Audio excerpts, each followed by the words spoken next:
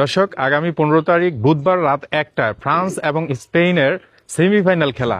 আসলে সেই খেলা চরম হাড্ডাহাড্ডি। সবাই বলছে যে ফাইনালের আগে আরেকটা ফাইনাল হতে যাচ্ছে, স্পেন এবং ফ্রান্সের খেলা।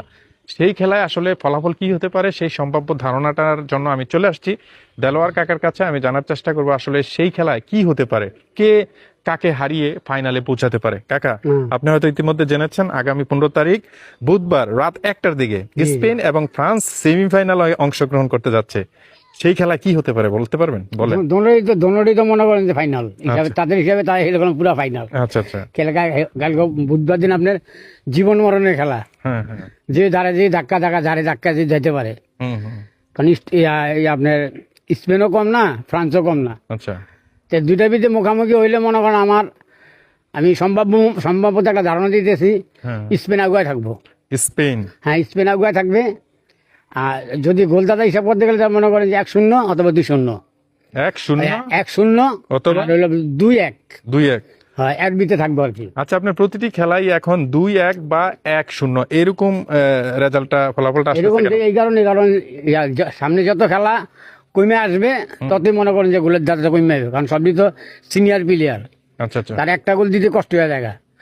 যেমন সাপোজ আজকে যে আর্জেন্টিনা খেলা 90 মিনিট খেলছে সমান।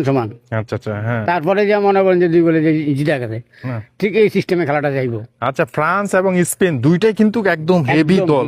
তো ফ্রান্স থেকে স্পেনকে কেন আপনি কোন ধারণা মতে আসলে এগিয়ে রাখলেন? স্পেনের মনে করেন যে আপনার ডিফেন্স, মাঝখানে 2 সাইডে যে প্লেয়ার গুলি আছে, তারা পুরা মাঠটি দল করে রাখছে। আচ্ছা আচ্ছা। বুঝছেননি, মাঠটা পুরা দল করে রাখছে। ওনারা খুব অভিজ্ঞ প্লেয়ার।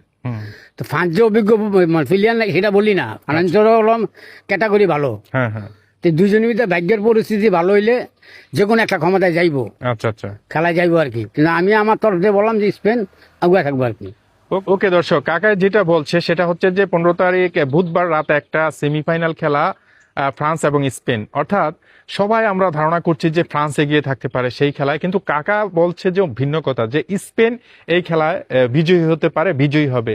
কিভাবে? স্পেন হচ্ছে যে 2টা দিলে ফ্রান্স 1টা দিবে, কিংবা ফ্রান্স যদি 0 থাকে স্পেন 1টা দিবে। তবে এইখানে স্পেন বিজয়ী হবে। আসলে খেলা যেহেতু হাড্ডাহাড্ডি, দেখা যাক কি হয়। ঠিক আছে, ওকে।